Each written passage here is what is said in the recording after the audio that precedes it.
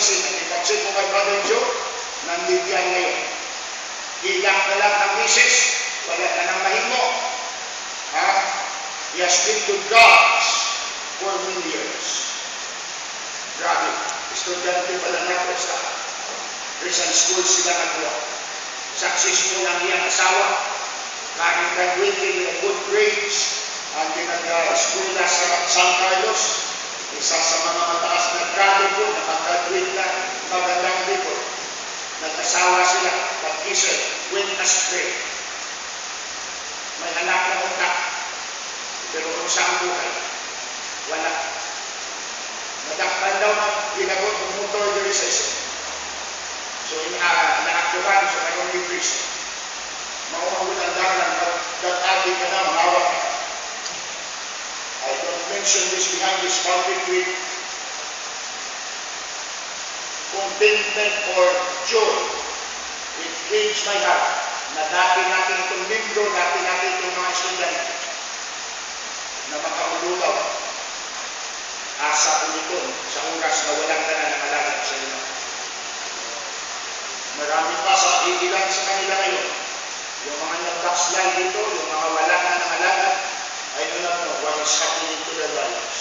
But one thing I'm sure, isa lang ang sigurado ko, you can never be victorious without serving God. Amen. Hindi ka pwede pag-inaubon kung wala ka nagpangalaga sa inyo. So stay in your physical and spiritual condition. Kailangan maintain ang Bible study, maintain ang prayer, maintain ang church service, maintain ang soul winning, maintain ang mga aktibidades sa buhay mo. Kung ikaw ay involved na sa soul winning, do more. Kung ikaw ay involved na sa Bible reading mo, be regular. Kung ikaw ay prayer warrior ka ng simbahan, be more prayerful. Kung ikaw ay involved, be more involved. Do more in the service of the Lord. Amen. Isa lang sa conditioning para natin mo ang mga tinatawag ng mga testings and benefits in life. Kaya mo malaki dahil nag-tindaw ka, nagkaroon ka ng conditioning sa buhay. Amen. Pag wala, isa naman ang testing sa buhay mo, wala na ka. Not only to stay in physical and spiritual condition. Number 2, to run, to win, not to put up a shoe. Lagan ka! At ang dagan ni Osborn ko, pangalagad ka. Servisyo ka sa Panginoon para magiging winner, not just to put up a show.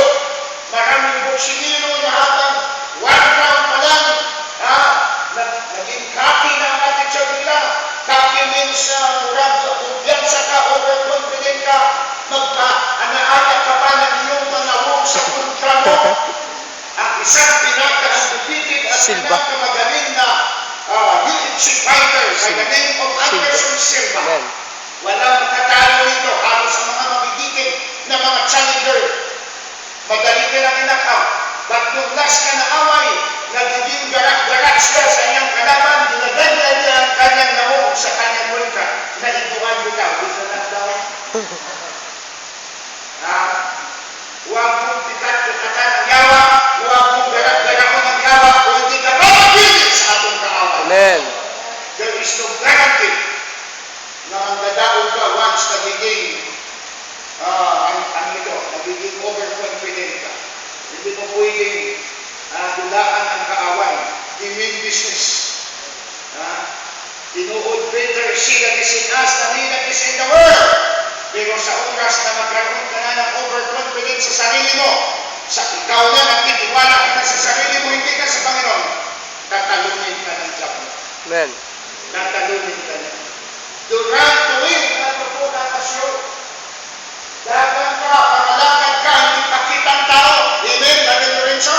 Amen. Hindi para pakitang tao lang. Dagan ka, lumba ka, hindi para pakita-kita sa mga spectator.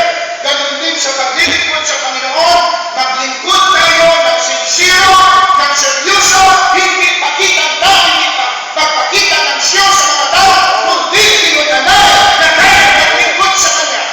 Amen. Kaya pag nag-put up ka lang ng show, delikado ka. Yung becoming pleasers, anong mangyari sa iyo mamaya? Ang gustong-gusto ng kaaway na magarak-garak ka lang and then dulaan ka po sa kaaway. Lalaruin ka lang ng kaaway din pag ikaw ay naglalaro sa iyong paglilingkod. Talagang seryosohan. At ang pinaka-goal mo, ang pinakalagay sa amin dito ng tinatawag na coach namin palagi ay isang word, tatlong letter, win. W-I-N, win. Ginahanglan mo daw. Ilagay mo na, isilsil mo na sa iyong atakan sa utak mo na habang tumatakbo ka, wala kang ibang goal, wala kang dapat isipin na iba, kundi manalo sa iyong takbo. At ganoon din dapat. Hindi tayo marabara, sabi ni Pablo, di ba? Nabasa natin na kanina, let's go back to 2 Corinthians 9. Ano ang sabi ni Paul din eh?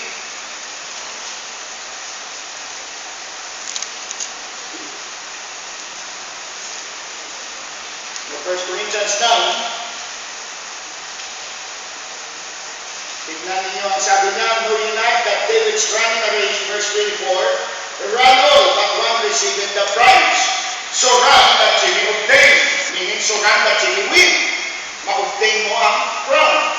Every man that striveth for the mastery is temperate in all things. Now they do it to obtain a corruptible crown. Meaning, refer to sa secular na lumba, secular na sports. Ginagawa nila ito, temperate sila, disiplinado sila, lahat may training sila para makatanggap ng corruptible crown. But we, Paul said, but we, sa spiritual, sa Christianity, we, ano ang nakasama-sama natin matanggap? Incorruptible crown. Mayroong korona para sa mga Christian na tumakbo mula sa kanilang conversion na naging faithful sa kanilang paglilingkod sa Panginoon. Therefore, so run not as uncertainly, so fight time, not as one that beateth the air. Ano ang ibig sabihin? Hindi siya nagsasyadow boxing. Okay ng shadow boxing minsan. Para makuha mo ang iyong galaw. O sometimes gagamit ka ng punching bag. Pero hindi dyan ang pinaka-tunay na test. Ang tunay na test sa tamang tawanan. Amen. Doon mo na ipakita kung makatama yung mga art ng defense mo, art ng offense mo. Doon na ang pinaka-final. Kung papaano mo ipatama yung ang kamay mo kung sa boxing. At ganoon din sa lumba. Papaano mo i-synchronize ang tingin mo. May mga time na nauuna ang mind natin kaysa sa tingin natin. Our mind is the one sending the message. Papaano ihakbang ang mga paa natin. Once nauna ang paa natin sa message mula sa mind, minsan natatapilok tayo. Natatapilok tayo, especially yung mga may edad-edad na kagaya namin. Ang mind ko nandoon na rin sa punto nga ang kapaspas ko noon, for example, kinukuha ko lang ng ilang segundo ang 100-meter dash with the speed na ganun kabilis. Now, ang mind ko pwede mag-calculate ng ganun speed, pero ang response ng paa ko hindi na ganun. Less na. That's why nung maliit pa si Dandan, kumitihan ko na sabi ko sige, karera ba? So, paspas na kami. Ang problema, sa mind ko, paspas ang speed ng paa ko, pero ang tiil ko, dilig na. So, in the long run, after mga 100-meter dash, unahan ko ni Dandan, gamay pa lang siya, maybe around 7 years old, naunahan niya ko, ang lalo na naman. Pagsimula, ang lalo ng iyak niya. Pero, tungod kay may edad ka na, hindi na makuha ang dikta ng mind mo sa tiil mo, hindi ka mong synchronize ang tiil mo sa automatic. Wala na. Ngunit nila mga kusog ang una-una, pero kung sa lawas, pilit. Gusto pa ng una-una, young at heart, young at mind, bakit sa man, ninos na ang piging, ninos na ang sikat. dahilan sa may edad na. That's why, ang kasagaran ng mga matatanda na namamatay, reminder ni sa atin, Sister Nora, Sister Penny, ang mga matatanda na namamatay, yung nadudulas, na hindi na masiripunay sa ilang tuwid, na dakdak sila. And then, dahil may edad na, madali na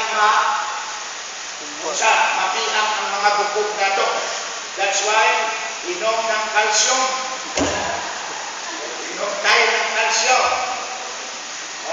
Sino pang may mga edad-edad din eh. Tawa-tawa mo, kaya ako pa doon. Kaya ako pa doon.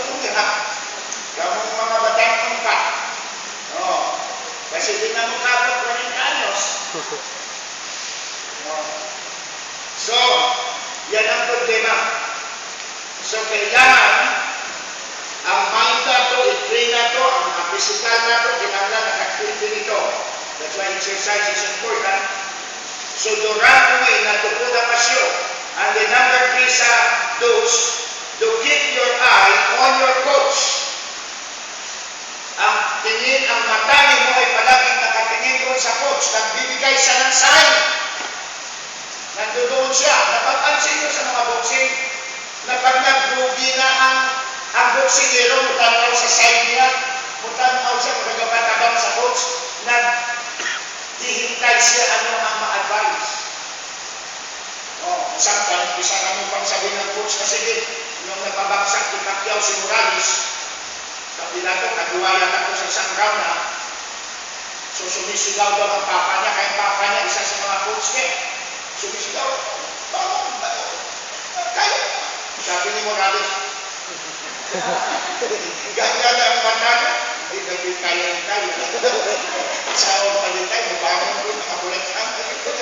So kita-kita mo doon sa TV, na umitinda siya, umaanak siya na pansin niya, napansin ko na umaanak siya, kaya ang papa niya, kumpas dito.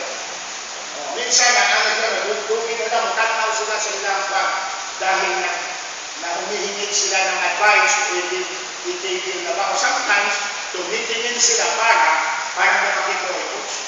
Undang na yun. Labanan mo na ng tukalyang is. Inhana na sila. Tayo na naglilingkod sa Panginoon, mayroon tayong coach. Amen. And our coach is no other than Jesus Christ. Amen. Napansin yan sa Hebrews 12. Go back to the text again, Hebrews chapter 12.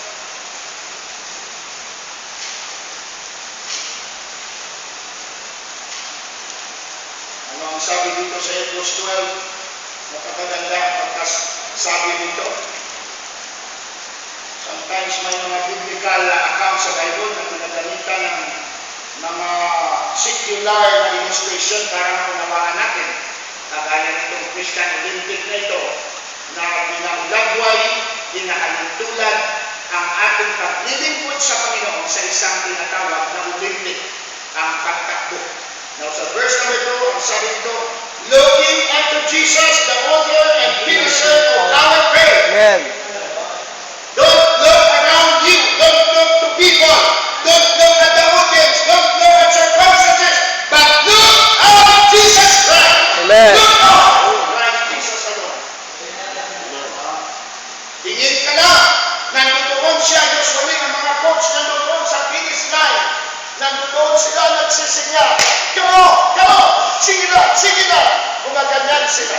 At pag nakita ko ang aking coach noon, high school pa, na nagsisinya, sige pa, nabubuhingan ka, na nagkakaroon ka ng lakas, because he's encouraging you, at lalo pang ginagawa ko lahat, lalo pa na kahit hindi mo na kaya, nagkakaroon ka pa ng lakas because of the encouragement of your coach. Ganon din ang Panginoon. Kailangan hindi sisinya sa Panginoon ng ganito.